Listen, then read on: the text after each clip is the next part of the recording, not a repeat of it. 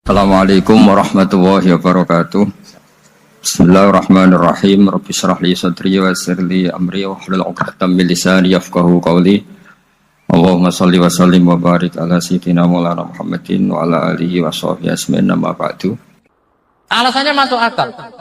Biar Allah menyaksikan saya kama usaddiquhu hayyan usaddiquhu maitan. Allah biar menyaksikan saya iman kepada Nabi ketika masih hidup, dan saya buktikan setelah mati pun, setelah meninggal pun, setelah wafat pun iman. Jadi ternyata baisnya itu supaya orang tahu bahwa iman kita kepada Nabi itu iman yang super, sehingga ketika beliau sugeng ya kita iman, setelah wafat juga kita iman. Kai usaddiquhu maitan kama usaddiquhu hayyan, supaya saya mentasdikkan beliau setelah meninggal sebagaimana kita mentasdikkan beliau saat masih hidup. Dan ternyata Allah ridho dengan perkataan sahabat itu. Kenapa Allah ridho? Karena menjadi pelajaran bagi orang-orang yang ditakdir gak menangi Rasulullah SAW. Tetap mereka ini. Jangan kayak setan itu kurang ajar betul oleh iblis itu. Masyhur itu, iblis itu nangis-nangis yang Nabi Musa. Iblis itu takutnya sama Allah itu luar biasa, sampean kalah. Iblis itu setiap ketemu malaikat karena dia ngerti alam gaib, mesti apa itu? Kamasali syaitani idz qala lil insani kfur falamma kafara qala inni bari'um minka inni akhafu wa rabbal alamin. Jadi setan iblis itu paling sering bilang inni akhafu wa Rabbal alamin, karena iblis itu tahu surga, tahu neraka, tahu kekuasaannya Allah. Jadi takutnya sama Allah luar biasa. Makanya setiap dia mengajarkan kekafiran, setelah orang itu kafir gimana? Inni bari'um minka, inni akhafu rabbal alamin. Saking takutnya sama Allah, suatu saat iblis ini datangi Nabi Musa. Karena tahu Nabi Musa itu kalimullah, orang yang bisa komunikasi langsung dengan Allah. Ya Musa ya kalim Allah, saya ini makhluk, saya takutnya sama Allah luar biasa. Tolong rayukan Allah supaya nerima tobat saya. Karena dirayu terus lama-lama Nabi Musa bilang, oke, tak rayukan Allah. Sama Allah, karena Musa kekasihnya, ya Allah, iblisnya ingin tobat, tolong dikasih hak tobat. Kata Allah, oke, dia bisa tobat. Asal mau sujud di makamnya Nabi Adam. Karena kesalahannya dia gak mau sujud sama Nabi. Semenang Nabi Musa karena ada cara untuk iblis menjadi tobat. Dikasih tahu sama Nabi Musa, alhamdulillah kamu diterima tobatnya. Syaratnya apa? Sujud ke kuburannya Nabi Adam. Wah, iblis atau aslinya terus asjuduhu maitan wa qad la asjuduhu hayyan. Zaman urip ora gelem, pemene wis mati. Oh, dasar setan itu. Zaman urip ora gelem, wis mati kok kon sujud. Kumat maksudnya, terus ya sudah terus sampai sekarang akhirnya. Kalau sekarang tidak mungkin lagi karena nggak ada Nabi Musa. Jadi ijtihadnya sahabat melihat wafatnya Rasulullah itu beda-beda, dan ternyata semuanya diridhoni Allah. Karena ternyata yang suka Nabi wafat dulu adalah ingin supaya umat Islam tetap mencintai beliau, iman sama beliau, tasdik sama beliau, sebagaimana tasdik zaman sugeng. Makanya kita harus mencintai guru-guru kita. Uhibbuhu maitan kama uhibbuhu hayyan. Saya sampai sekarang itu ya merasa Mbah Mun itu tidak meninggal. Saya masih merasa kalau bapak saya tidak meninggal, karena kita mencintai beliau-beliau ketika hidup dan ketika wafat itu sah. Karena beliau-beliau sama kita juga seperti itu. Rasulullah itu ketika mendekati wafat, ya bahasa halusnya intaqala ila rafiqil a'la. Itu Nabi kalau ngedikan tuh rileks sekali. Hayati khairun lakum wa wafati khairun lakum. Cong aku nak uripku ya apik, engko nak aku wis kapundhut ya apik. Fa amma hayati fali asunna lakum as-sunnah. Sebagian riwayat fa innakum tuhadditsuna anni wa uhadditsu ankum. Kalau saya masih hidup, saya bisa mengajarkan kamu sunnah, mengajarkan kamu tradisi-tradisi yang benar. Dan ketika aku mati, ketika aku sudah wafat, maka saya jejer Allah, kata Nabi. Saya berdampingan dengan Allah, maksudnya dekat Allah. Tentu bila kaifin walan hisab. Terus sudah fa inna amalakum, amal-amal kamu diperlihatkan ke saya. Berhubung saya sudah dekat Allah, kalau amal kamu baik, saya muji Allah. Kalau amal kamu buruk, saya langsung mintakan ampun kepada Allah. Jadi Nabi rileks sekali. Artinya saya hidup bagus karena bisa ngajarkan kamu as-sunan wa syara'i'. Kalau saya wafat karena saya dekat Allah. Kalau kamu baik saya muji Allah, kalau kamu buruk saya mintakan ampun kepada. Guru-guru kita juga seperti itu. Justru setelah wafat beliau-beliau punya kesempatan dekat sama Allah, dekat sama al-malail a'la, sehingga mendoakan apa? Nah, terus kata Sayyid Muhammad, wala taqulu lima yuqtalu fi sabilillahi amwat. Kamu jangan pernah berkeyakinan atau berpendapat atau berkomentar kalau orang-orang yang mati fi sabilillah adalah berstatus apa? Mati, amwat. Kalah. Terus kata Sayyid Muhammad, hadza li amati syuhada. Ketentuan ini bagi umumnya syuhada. Artinya gini, umumnya syuhada saja tidak berstatus amwat. Apalagi hadza Rasulullah sayyidul syuhada, sayyidul anbiya, sayyidul mursalin, tentu tidak pernah berstatus amwat. Ya saya ulang lagi ya, jadi zaman cara berpikir amatu syuhada, syuhada yang umum saja berstatus hidup, tidak boleh distatuskan amwat. Apalagi Rasulullah itu sayyidus syuhada, sayyidul anbiya, maka status beliau pasti hayyun la yamut, pasti beliau itu hidup tidak. Dan karena beliau itu asfaq, sangat sayang kepada kita, sebagaimana zaman beliau hidup itu sayang kepada kita sampai nangis-nangis minta hak syafaat, maka setelah meninggalkan pun beliau pasti sayang kita dan pasti berusaha supaya kita diampuni oleh Allah Subhanahu wa ta'ala. Sehingga ada sahabat yang tadi berpendapat kalau saya nggak masalah Nabi wafat dulu, supaya Allah menyaksikan saya usaddiquhu maitan kama usaddiquhu hayya. Jadi ini cerita ya, cerita sudut-sudut pandang. Fikih itu penting sekali. Kata Sayyid Ali yang Shahibus Simtud Durar itu, wabihi qiwamus syariah, yang bisa mengawal syariat itu hanya fikih. Fikih itu ya kalau yang paling gampang untuk kita misalnya punya Fathul Qorib, Fathul Mu'in, Fathul Mu'in. Tapi yang faham betul, mesti faham itu ngelotok setengah hafal. Jangan bawa kitabnya tok, sementing sekian semester terus selesai. Itu sama-sama dosa, itu dosanya ya dosa, mahasiswanya juga dosa. Karena sudah terlanjur sarjana agama, ternyata nggak bisa, itu kan mendingan dasar sarjana agama.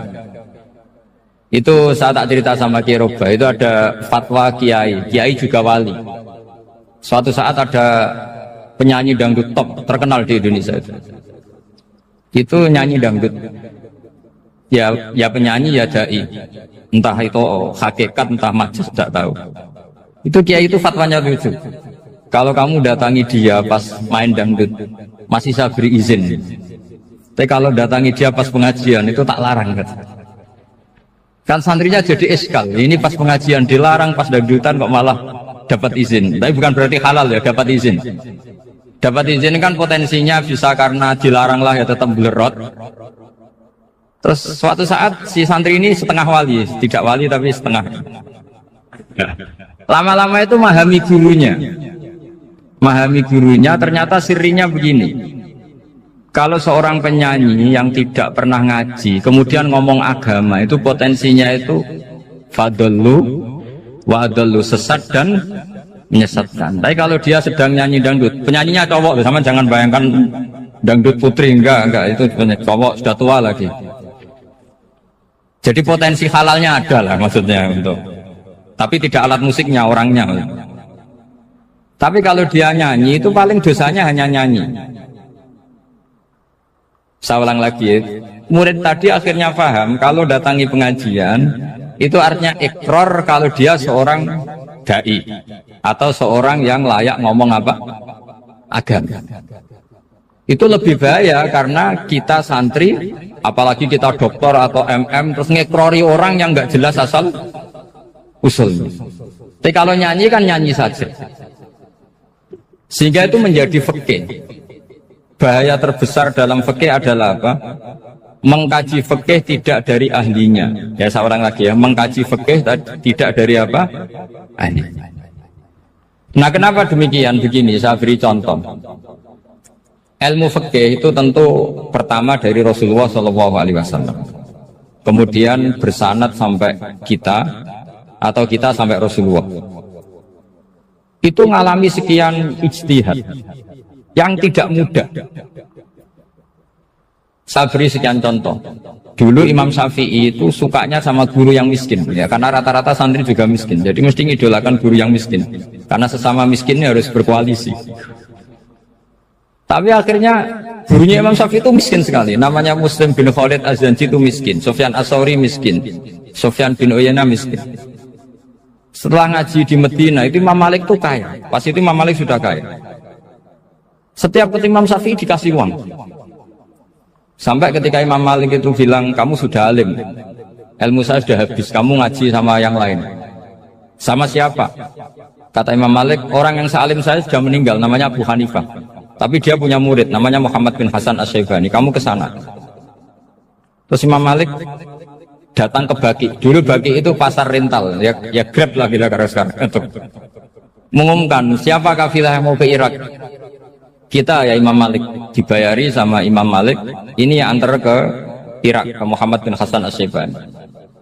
Imam Malik mulai ngeper, guru saya yang miskin tidak pernah nyangoni, guru-guru saya yang kaya sering nyangoni. Mulai memasalahkan kiai miskin, gitu. Kira-kira seperti itu, mulai masalah. Setelah datang ke Irak, di Muhammad bin Hasan Asy-Syaibani itu si Muhammad bin Hasan Asy-Syaibani itu kalau ngitung uang itu di meja tamu. Jadi punya emas lantaan, punya uang. Kira-kira kalau Indonesia punya rupiah, punya dolar, dihitung itu di ruang tamu. Kata Imam Syafi'i, saya dengan Imam Malik saja enggak serk, ini lebih kedonyan lagi kiai. Ngitung uang itu di ruang tamu. Terus akhirnya si Muhammad bin Hasan Asy-Syaibani ini ahlul usul, dia pakar usul. Kamu heran sama saya? Iya, kiai kok kedunyan, dia ngomong. Tapi kata Muhammad bin Hasan Asy-Syaibani, kalau kiai tidak boleh kaya, kita kayak wong fasik. Ben gue demenan, gue mabuk. Oh jangan, nanti dipakai maksiat. Tenjenengan mawon kersane digetokan. Berarti kiai oleh sugih, pun angsal-angsal. Semenjak itu jadi satu fikih bagi Imam Syafi'i.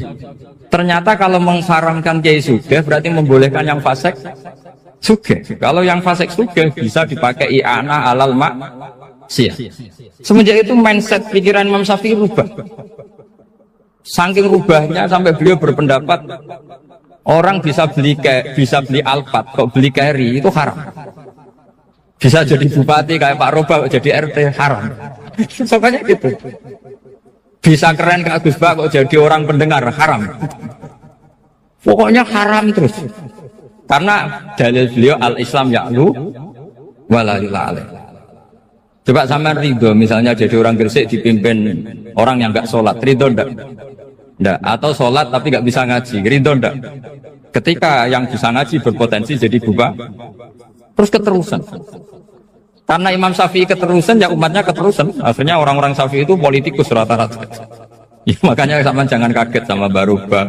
Kakak saya wakil bupati dia. Putranya Mbah Mun ada yang wakil apa? Gubernur. Dulu Gus Wahid yang menteri agama. Itu asal usul dari perubahan fikih, mindset cara berpikir Imam Syafi'i. Jadi dulu itu fikih ditemukan itu jelimet, ada perdebatan. Itu tidak hanya pada level ulama, pada level Nabi pun ada perdebatan. Jadi jangan kira Nabi itu tidak debat, ya debat. Nabi itu asal seangkatan itu mesti debat, termasuk debat dengan malaikat. Jadi kalau perlu ya debat sama apa? Karena malaikat itu kan lugu itu gak iso mikir. Karena kalau malaikat iso mikir bisa jadi rektor. Nanti kasihan Pak Salam ini. Malaikat gak boleh jadi rektor. Malaikat Israel itu nggak tahu etika. Jadi beliau ketika mau membunuh, mencabut nyawanya Ibrahim datang, ya Ibrahim saya ini disuruh nyabut nyawa kamu. Kata Ibrahim, wah kamu itu pasti salah. Kamu tahu saya siapa? Saya ini Khalilur Rahman, kekasih Allah. Masa kekasih membunuh yang dikasih? Ini nggak benar, logika itu nggak benar. Pasti kamu salah. Karena Israel itu tidak bisa debat. Ketika ditanya, hal ra'aita khalilan yumitu khalilah, masa kekasih membunuh yang dikasih? Saya ini Khalilur Rahman. Masa Allah mencintai saya kemudian membunuh saya? Itu logika agak benar. Tidak keliru, kamu itu keliru. Israel akhirnya terbang lagi. Ya Allah, katanya logika saya ini salah. Karena masa kekasih membunuh yang dikasih. Karena Israel nggak pernah sekolah, nggak pernah sekolah. Nggak bisa dia jawab. Akhirnya diajarin Allah. Dah kamu bilang gini ke Ibrahim. Hal ra'aita khalilan yakrahu ayyalqa khalilan. Masa kekasih tidak siap ketemu yang dikasih. Dibalik logikanya. Akhirnya datang lagi ke Israel, kata Allah begini, masa jenengan kekasihnya tidak siap ketemu yang kau kasih. Oh ya oke, mati gak apa-apa. Jadi ilmu itu ngalamin perdebatan. Jadi saya datang murni karena Kiai Mas Bufin, bukan karena MC. Itu dosa besar kalau saya datang karena MC. Karena saya punya kewajiban yang lebih besar. Jadi yang bisa mengalahkan adalah a'dzama minhu, yang super besar kira-kira. Karena jelas ada riwayat inna min abaril birri silatar rajuli ahla wuddi abi. Ya, inna min abaril birri silatar rajul ahla wuddi abi. Di antara kebaikan yang sangat baik adalah seseorang menyambung teman bapaknya. Padahal sampean kan nggak mungkin teman bapak saya. Teman saya aja nggak mungkin, nggak level apalagi bapak saya kan. Jadi malah muhal itu. Saya berkali-kali cerita di mana-mana cerita, fikih itu harus dievaluasi karena ini masalah furu'iyah.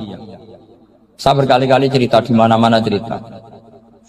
Hukum berteman orang fasik gimana? Pasti orang jawab haram karena takut ketularan orang fasik.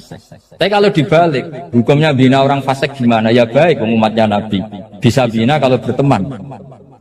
Kamu bisa bina orang fasik tanpa berteman? Nggak bisa. Jadi kalau dibalik, hukum berteman orang fasik gimana? Haram.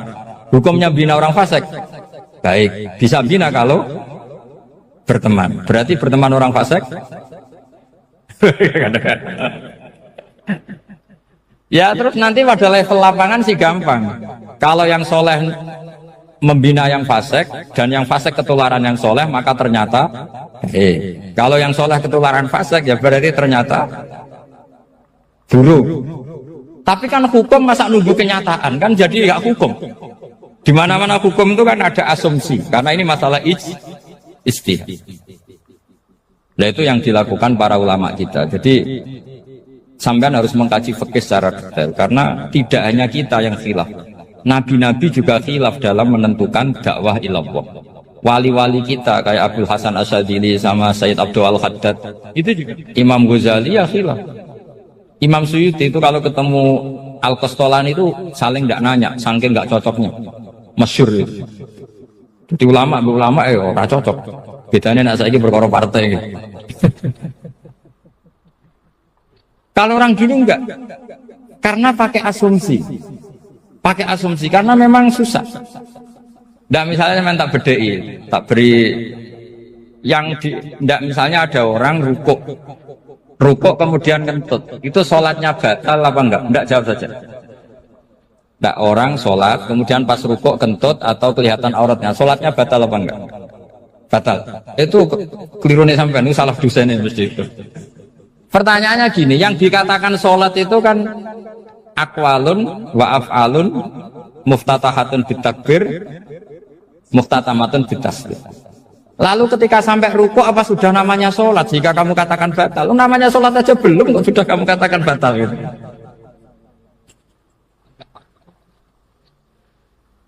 Iya kan? Jadi kalau aku mau sholat pas ruku ngetut batal atau ora? Mestinya jawaban yang benar, ya ora sholat jadinya gitu. Karena kalau dikatakan sholat, definisinya harus sampai salah. Tapi kan kita nggak mungkin ngomong seperti itu kan, dianggap majnun. Padahal itu yang benar, yang punya kecerdasan. Nah makanya pertanyaannya, fikih itu ngikuti bahasa awam apa bahasa istilah? Kalau ngikuti bahasa awam ya kayak tadi, sholat kok pas rukuk kentut maka batal. Sebenarnya yang batal itu sholatnya apa rukuknya? Nah makanya terjadi perdebatan. Kalau yang pakar-pakar usuli itu salah istilah itu nggak mau. Saya ulang lagi, kalau pakar-pakar usuli itu salah istilah itu nggak mau. Terus misalnya tak beri contoh lagi. Kalau imam itu sudah salam pertama. Salam pertama itu yang rukun kan salam pertama. Berarti setelah salam pertama imam sudah keluar dari sholat apa belum? Yakin? Ya, sudah. Sekarang sama tak bedek. Lalu makmum itu kesunatan langsung berdiri apa nunggu imam salam kedua? Enggak, jawab satu. Nunggu salam kedua kan? Dan itu kriminalnya sampai Anda suki itu. Kriminalnya begini, berarti Anda bergantung sama orang yang sudah tidak sholat. Kata kamu setelah salam pertama dia sudah tidak sholat. Berarti kamu menginstruksikan makmum berhubungan dengan orang yang sudah tidak sholat. Karena sudah keluar dari sholat ketika salam pertama. Kalau kamu di debat gitu gimana jawabnya? Pusing kan? Berarti Rabtul makmum bisolatiman sing wis laisa fi sholatin. Berarti menggantungkan sholat sama orang yang sebetulnya sudah tidak stop.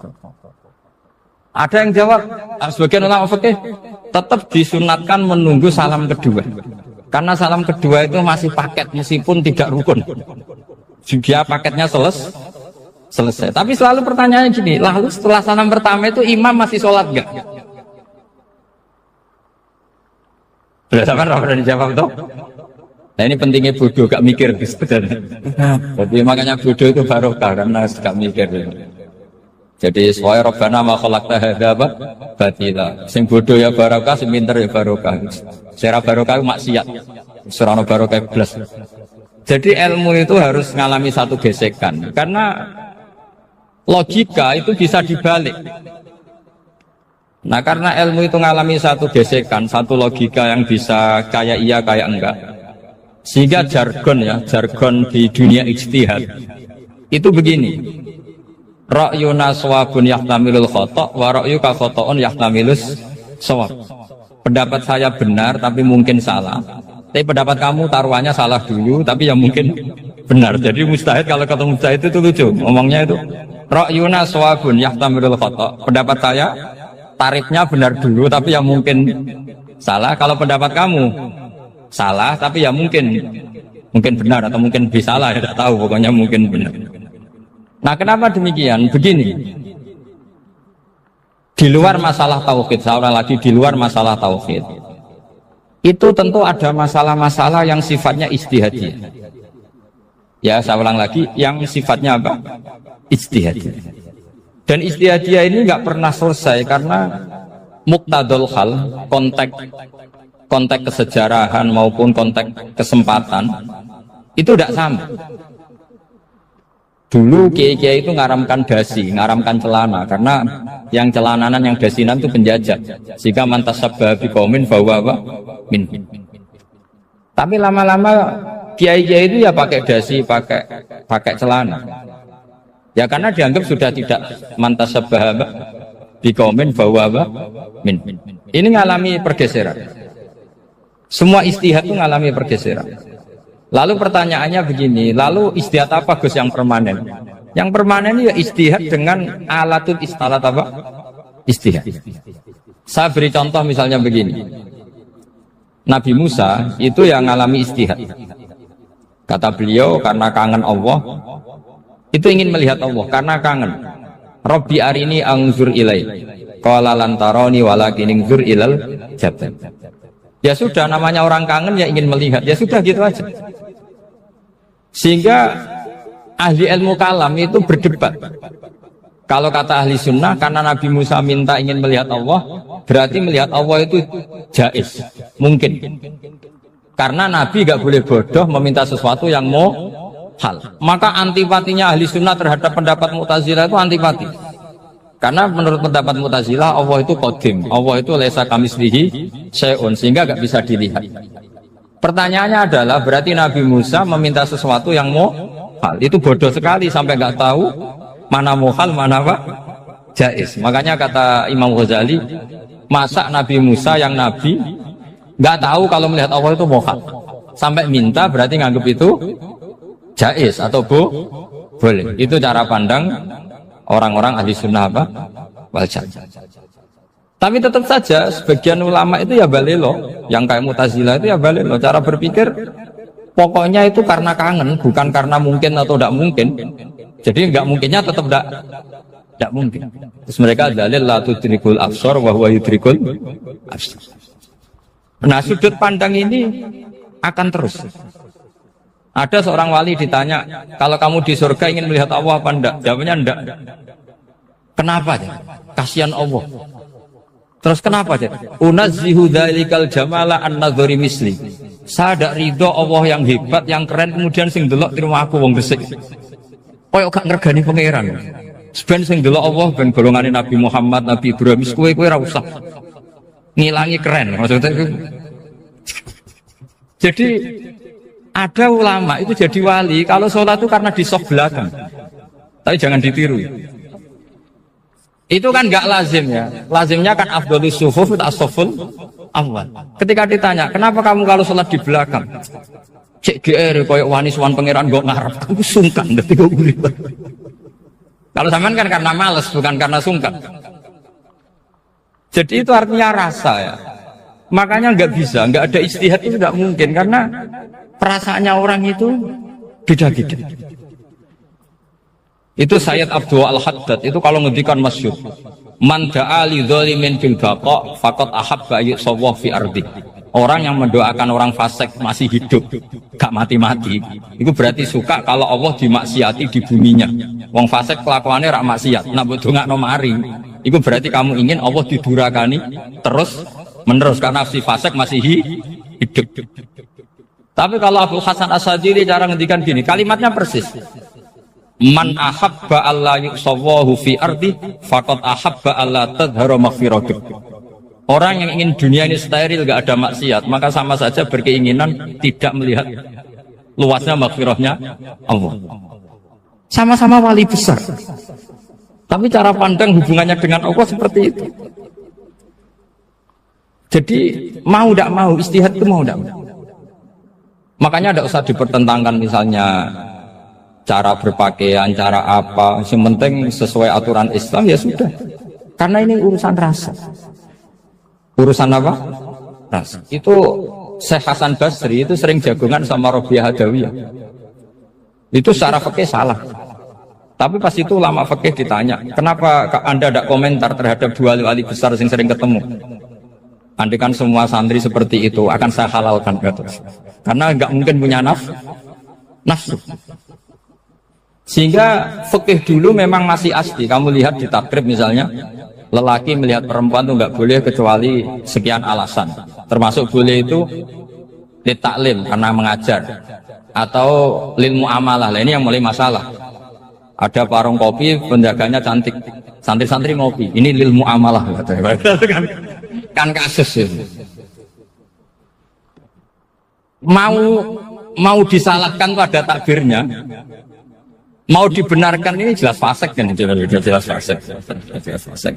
Matanya sudah fasik sebelum itu ditambah itu, jadi fasiknya permanen.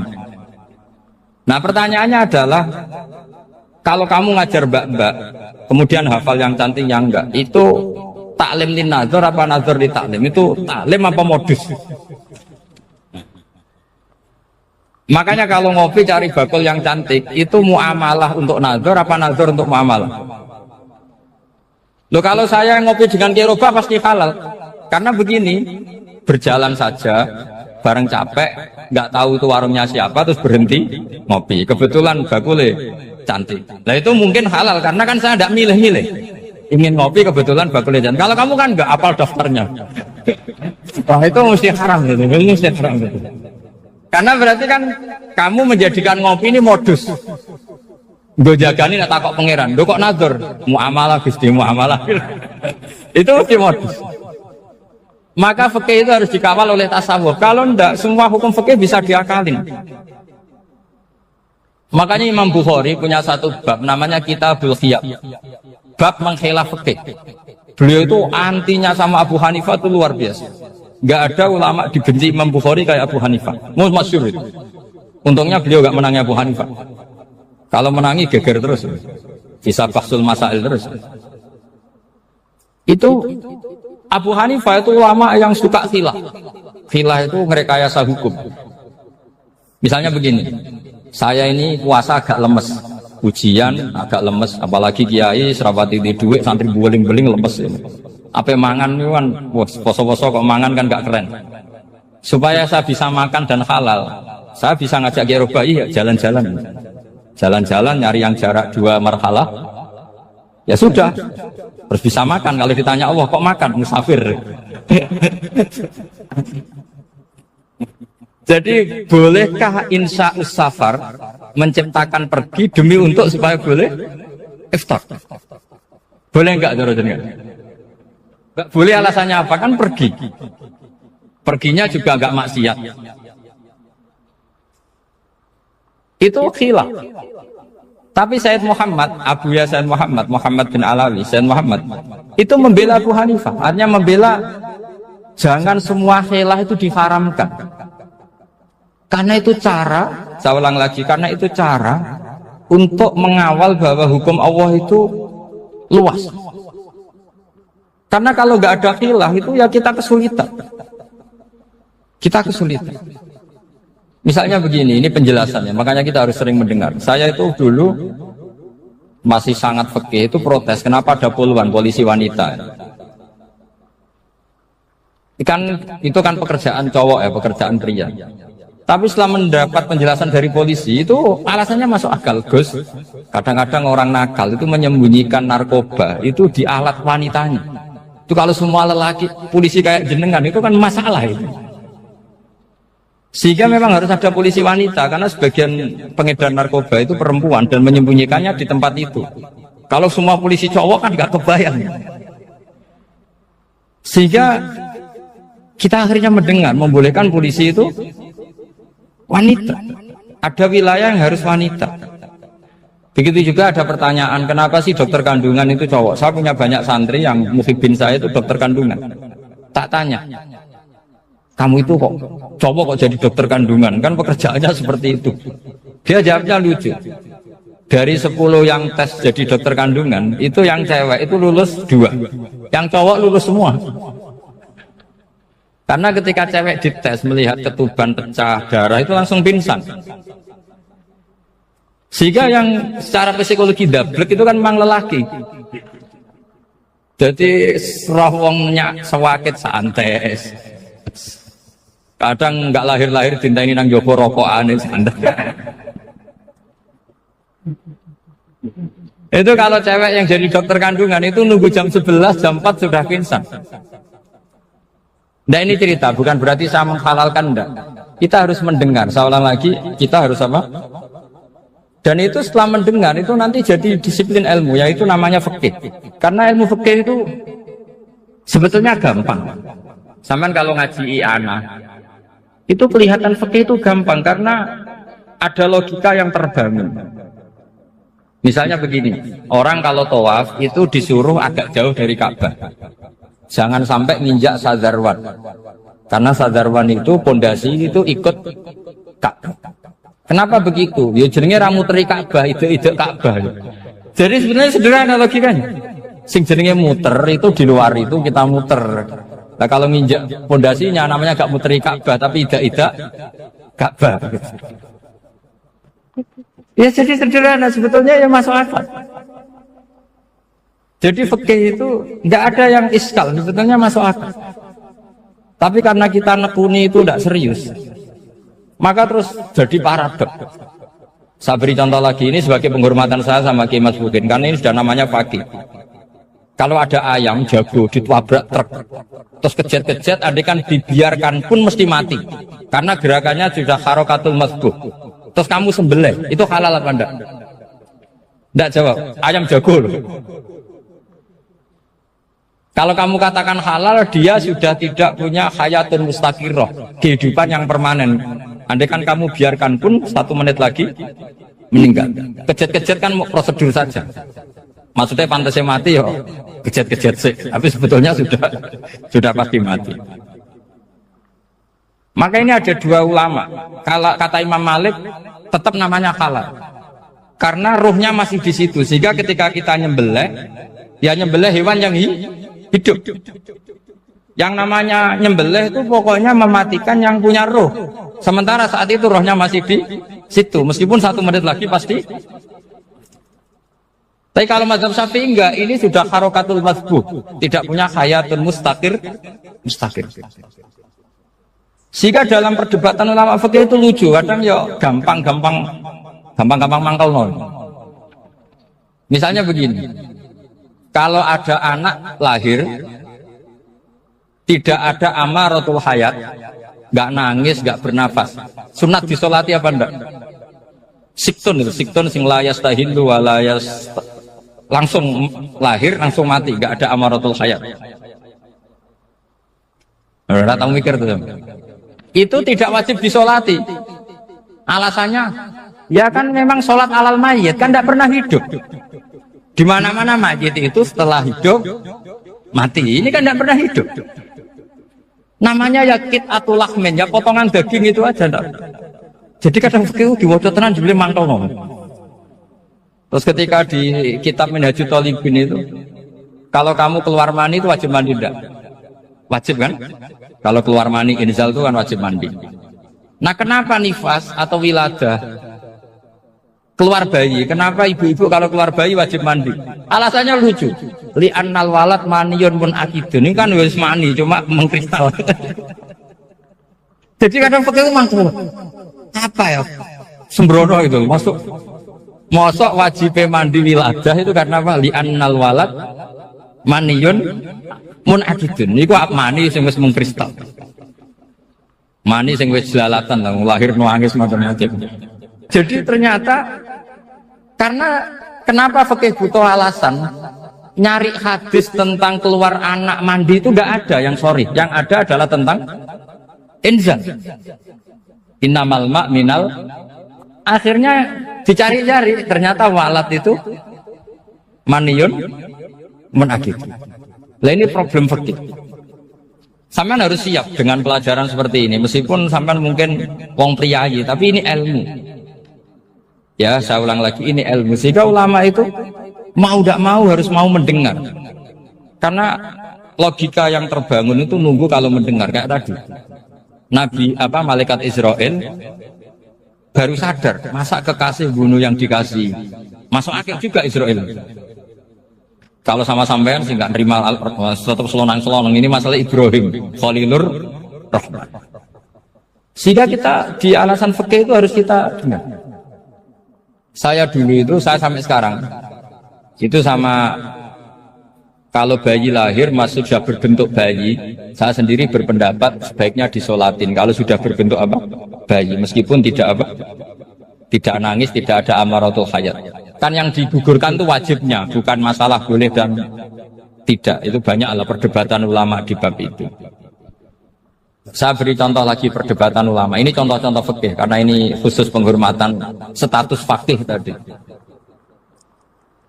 Itu kalau ada orang mati jenazah itu. Jenazah itu kalau sholat, itu kan umumnya jenazah di depan, kita nyolati di belakang. Itu yang mengatakan begitu ya tidak punya alasan, ya taunya mulai dulu begitu, di mana-mana nyolati jenazah, jenazahnya di depan. Tapi di kitab Makhali jelas diterangkan, kata kaul sani tidak wajib. Alasannya lucu, fa innal janazah laisat bi imamin. Jenazah itu tidak imam, kenapa harus di depan? Kan kacau kan? Lu coba alasannya di depan apa? Dia ada imam kok. Nah barokahnya fikih itu, sehingga kita melihat di Arab Saudi sekarang, itu jenazah kan di belakang, tapi kita tetap nyolati apa? Mayit. Kalau di Arab Saudi musim haji, itu jenazahnya di kamar mayit, tapi kita nyolati. Itu satu-satunya takbir ya tadi, fa innal janazah laisat bimanzilatil imam. Tapi jangan praktekkan, nanti dia kepaliran sesat. Saya hanya cerita ilmu, jangan dipraktekkan. Kalau dipraktekkan masih jadi aliran sesat. Mono jenazah ning guri mame kok ngarep aliran sesat. Sebetulnya bukan sesat tuh. Uji coba fikih. Ya karena tadi fa innal janazah laisat bimanzilatil. Bukti lagi kalau sampean sholat ghaib. Sholat ghaib itu misalnya mayitnya di Surabaya, boleh enggak sholat ghaib di sini? Terus jenazahnya di belakang kamu apa depan kamu? Nah ini kan fikih itu pokoknya gitu. Makanya standar furu'iyah itu susah. Karena perdebatannya itu mirip-mirip, kayak iya, kayak tidak, kayak. Makanya dulu zaman sahabat, ada sahabat itu mencintai Rasulullah. Senengannya sowan. Bukti cinta sowan. Banyak juga yang sahabat bukti cinta Nabi itu tidak pernah sowan. Alasannya ganggu. Kenapa kamu jarang sowan Nabi? Saya sering jamaah sama Nabi, saya tidak pernah sowan. Kenapa? Ganggu. Biar Nabi kalau di rumah sama anak istrinya, saya tidak mau ganggu. Makanya saya termasuk kiai yang gak pati seneng disowani. Karena ya itu tadi. Kalau ngulang seneng saya, kalau disowani biasa. Kalau Kiai Roba itu nilai, nak pernah sepuh jadi rasuan nilai. Jadi beda, saya sering ditilai Kiai sepuh. Tapi bahasanya tentu tidak sowan, tapi nopo nilai. Kalau sowan itu kan nafkah itu seperti itu. Jadi ada disiplin, di situ ada disiplin ilmu. Yang kadang kita tidak cocok. Makanya Imam Syafi'i sendiri ngendikan, kadang beliau dengan gurunya, dengan Imam Malik sampai ngarang ikhtilafu Malik. Beliau punya data yang beliau itu sedang nggak sama dengan gurunya, yaitu Imam siapa? Malik.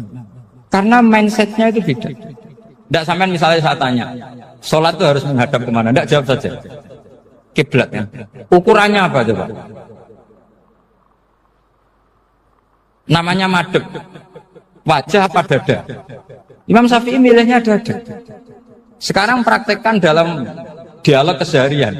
Saya jagungan sama Kiai Roba seperti ini, terus wajah saya begini, madhep enggak? Nah itu masalah. Terus pertanyaannya, madhep dengan dada itu fis sholat apa fil qiyam?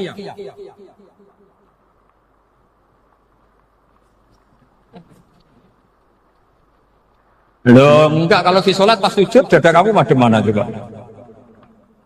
Kamu enggak pernah mikir kan? Ya madhep pakai dada itu kan kalau berdiri, kalau rukuk sama sujud.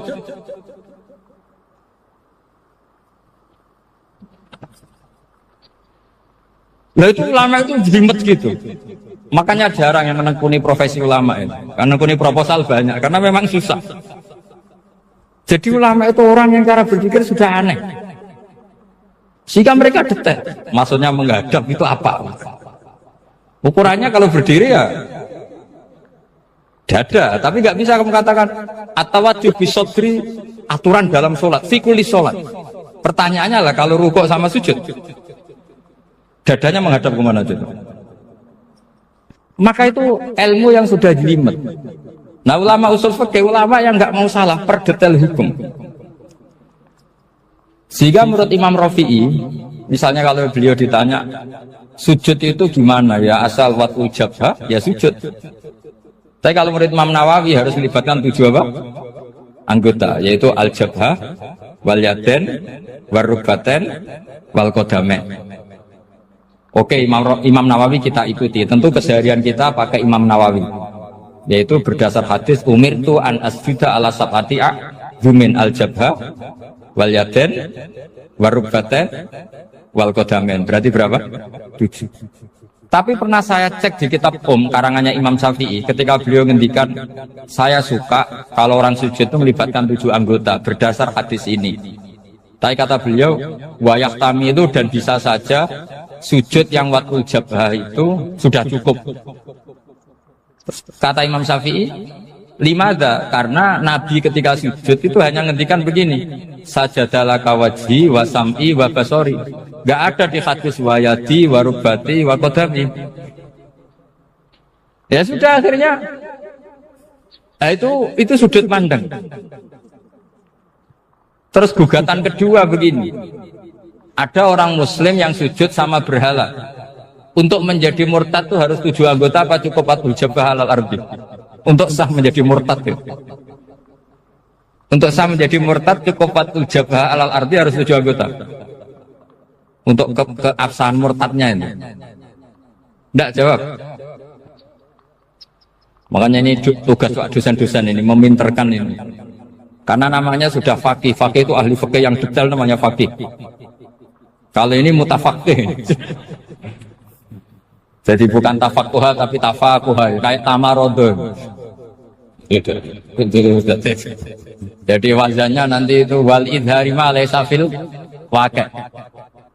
Jadi ini bukan gojlok, ini memang marah saya. Jadi kalau sudah pakai gelar fakih, harus fakih betul. Mohon kalau mengkaji fikih itu harus detail. Minimal takrib itu setengah hafal. Supaya konstruksi ilmu itu utuh. Dan sama lagi konstruksi ilmu itu. Karena ilmu itu mesti ada yang apa ya? Ya rodok setengah salah itu, tapi disalahno ora kena. Ndak sampean tak bedheki, nak pancen bener langsung tak angkat jadi rektor. Nak bener tuh. Coba rukun sholat pertama itu apa coba? Rukun sholat pertama. Niat. Niat sama berdiri dulu mana? Ayo niat dulu baru berdiri, apa berdiri dulu baru niat? Berarti niat sama berdiri dulu mana? Rubah kan? Artinya kita mau bilang tartib urutannya niat berdiri takbir gak bisa. Yang dikatakan niat itu apa? Qasdus syai' muqtaronan bifi'lihi. Berarti niat sama takbir harus bareng apa urutan? Bareng. Terus dengan qiyamnya urutan apa bareng? Bareng apa urutan? Loh enggak, kalau urutan berarti takbir dulu duduk baru berdiri. Nah maka seperti ini itu mau tidak mau kita salah. Dikatakan tartib ya salah, dikatakan serentak ya salah. Cuma karena kita bodoh gak tahu mikir itu, alhamdulillah kan di situ. Loh coba niat sholat loh, niat takbir qiyam dulu man. Niat takbir qiyam dulu mana dulu? Dulu qiyam. Enggak ada kitab yang mengatakan arkanus sholat awaluha.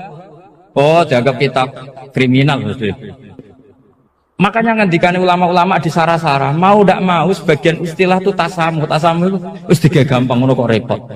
Karena kita tidak bisa detailnya. Coba misalnya puasa.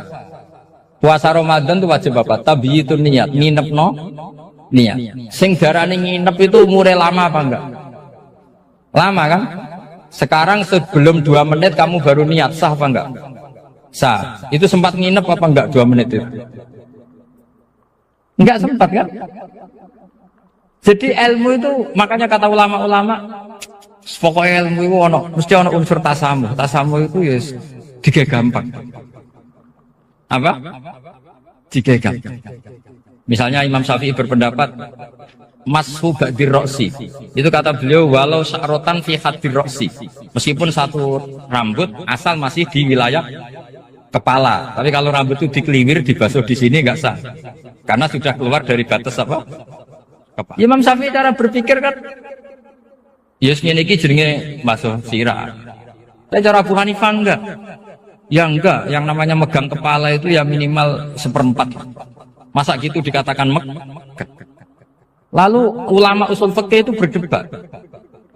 Sesuatu itu sesuai masodaknya. Masodak itu yasduku alaihi kadza. Yaitu ini tadi saya cerita ke Ibu Khen tentang ngaji Jamul Jawame. Ini ilmu yang di Jamul Jawame. Sesuatu itu ukurannya mayasduku alaihi kadza apa dengan takrif definisi. Misalnya gini. Sholat itu batal dengan makan.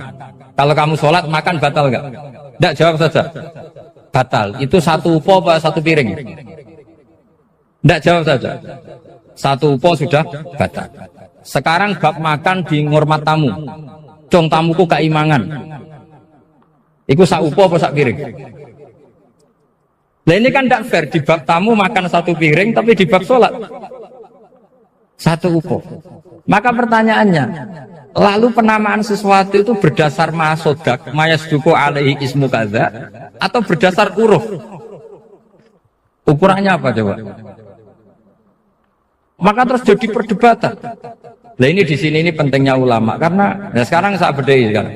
Cengkeh itu wangi apa enggak? Kategorinya cengkeh. Wangi kan kalau orang bikin kue tar pasti pakai apa? Cengkeh, pakai wedang ronde supaya manis, apa wangi dikasih apa? Cengkeh. Nah itu saya berkali-kali cerita, pernah mau dipikirkan orang Islam juga boleh rokok karena dianggap pakai apa? Mewangi karena ada apa? Cengkeh. Tapi terus didebat, kalau gitu berarti orang Jumatan sunat rokok. Karena Jumatan disunatkan pakai pewangi. Wah itu kan akhirnya tuh, wah iya repot ya. Jadi kalau cengkeh kamu kategorikan pewangen, yang orang Islam nggak boleh rokok karena pakai cengkeh yang wangi. Konsekuensinya orang Jumatan sunat rokok karena berarti di masjid pakai apa? Pewangi. Kan sesat semua. Jadi itu ilmu. Makanya selain fikih mateng, itu ada ilmu yang namanya usul fikih. Usul fikih itu yang neliti itu. Mayasduku alaihi kadza. Jadi Ya ngono iku darani ngono. Saurang lagi. Ngono iku wis darani ngono. Ora perlu roh detail. Ya, saya ulang lagi. Wis ora perlu roh detail. Makanya Abu Hanifah itu misalnya basuh wajah. Wis angger keteluk ngene iki basuh wajah. Nek Imam Syafi'i kan detail. Mimba ini mana bitis sya'ri sampai ila somahi ujunehi ila zakon. Terus mana bitis sya'ri Imam Syafi'i nambah apa? Ghaliban. Kenapa ditambah ghaliban? Karena kalau orang budak mana bitis sya'rinya di sini. Jadi itu fikih itu jelimet. Padahal kita ini nggak pernah berpikir secerdas Imam Syafi'i, tapi akhirnya ya mikir juga. Agak ditambah ghaliban, mana bitis sya'rinya orang budak kan? Sini.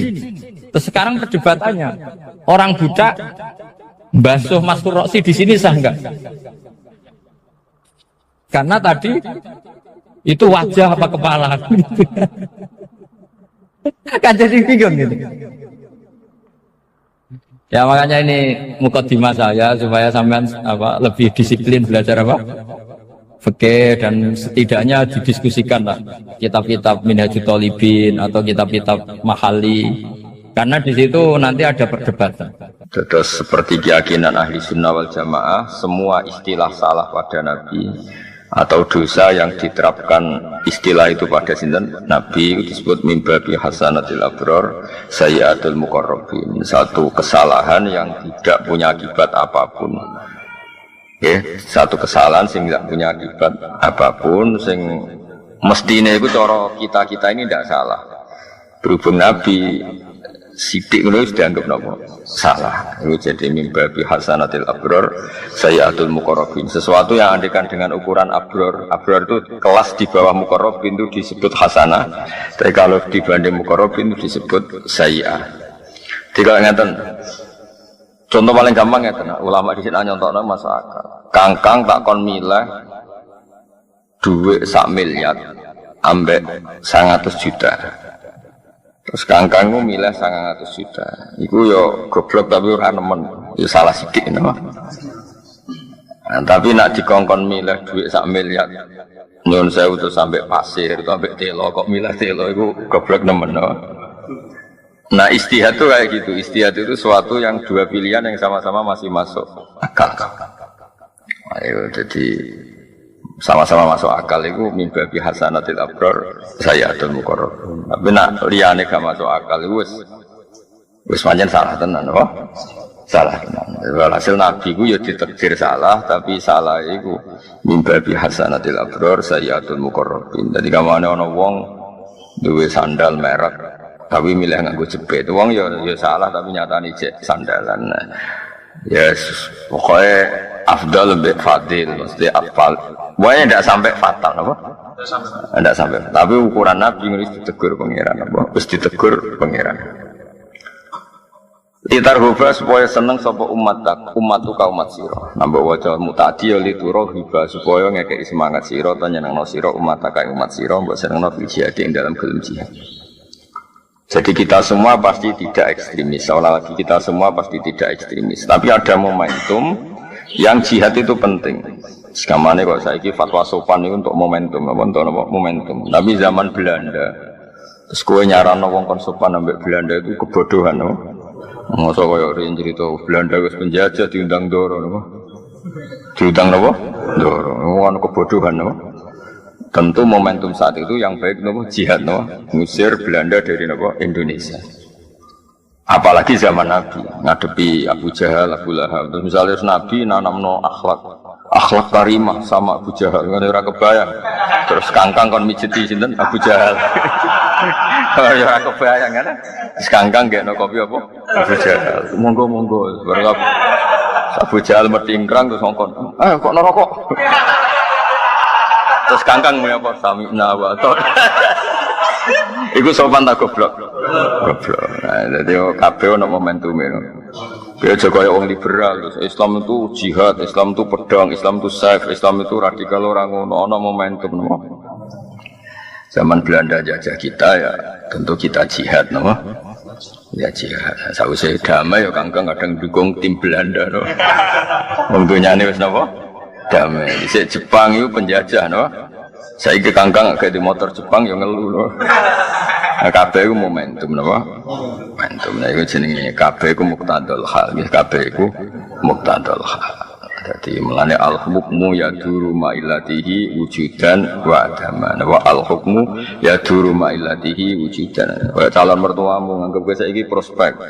Bareng didelok kok ngentekno donya dianggap problem. Ya tahu di statusno prospek, saiki di statusno problem. Utawa waliah.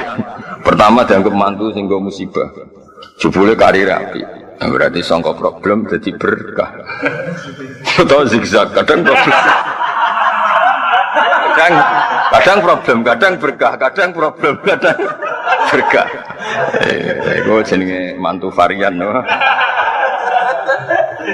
Tapi apapun itu kabeh hukum itu ana muqtadal hal. Nabi yo pernah damai mbek wong kafir, nggih nate perang, nggih nate damai lagi. Kabeh iku muqtadal hal. Sebab apa al-hukmu ya duru ma'ilatihi wujudan wa adaman. Jadi al-hukmu te hukum ya duru itu berputar apa hukum ma'ilatihi sertane alasane hukum wujudan baik zaman wujude atau adam atau zaman ora anane. Di Allah beberapa kali nyarano kudu damai wong kafir karena jenis yang suka damai disebut kafir dhimmi, kafir muahad, kafir musta'man. Kayak kafir-kafir Indonesia itu kafir damai. Nah ada momentum di mana kita ini diperangi, ya berarti kafirnya harbi, melebuni qatilul ladina yuqatilunakum. Ya kowe kudu merangi wong sing merangi. Masuk zaman Jepang reneng jajah kowe monggo nak ngersakno mateni mbok kula.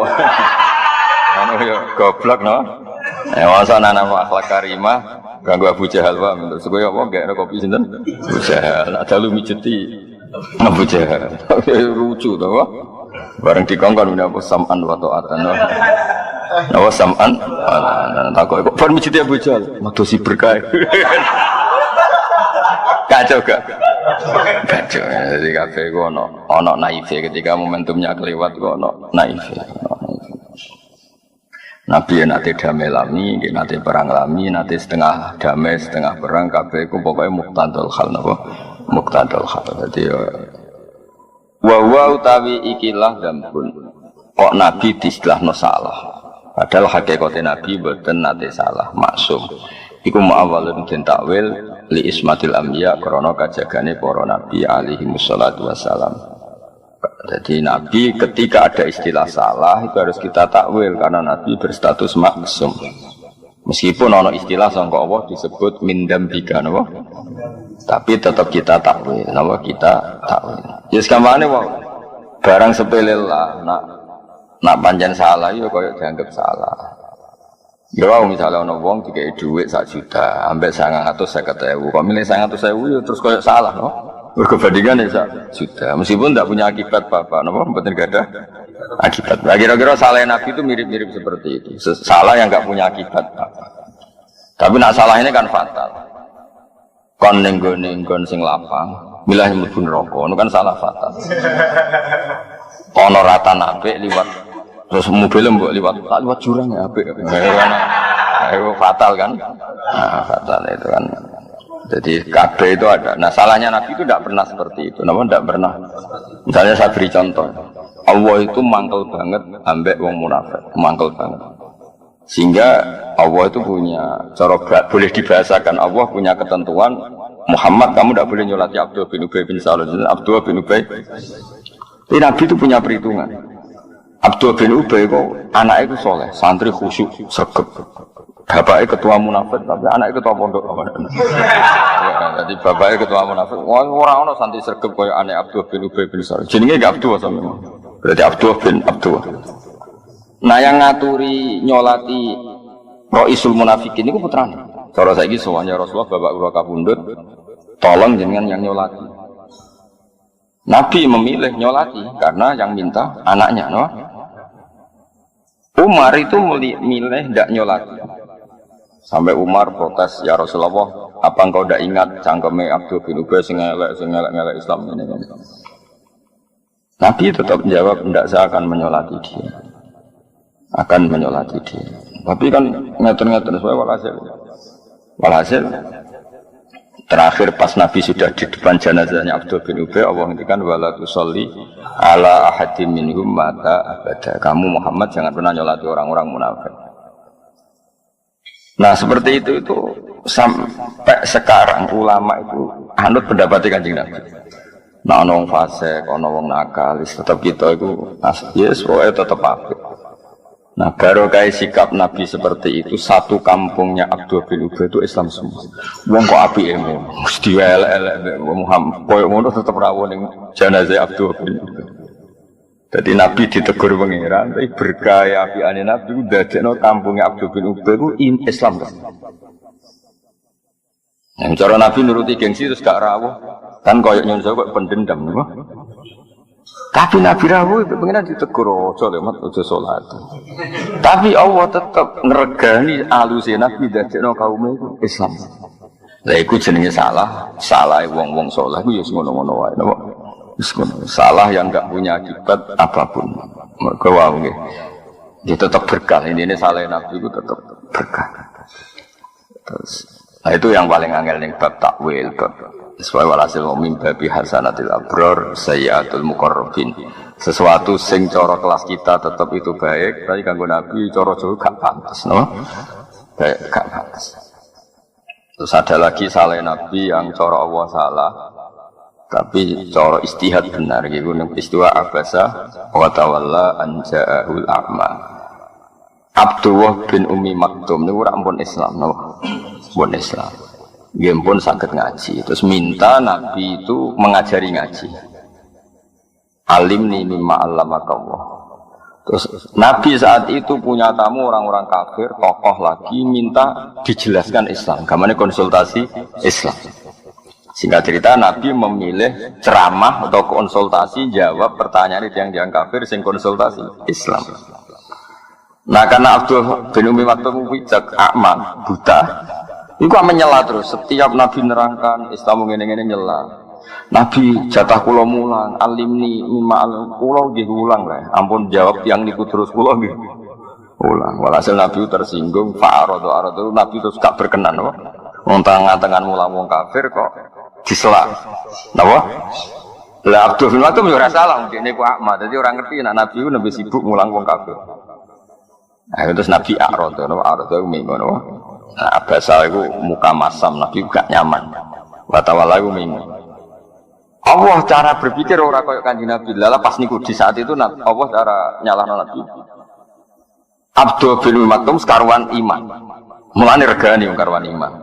Wong kafir mbok rewangi ngono orang mesti iman. Jadi nganggo kaidah al yakin la yuzalu bisyak. Nabi nganggo kaidah cara Jawane ora oleh tahsilul hasil. Nah itu kan mirip, no?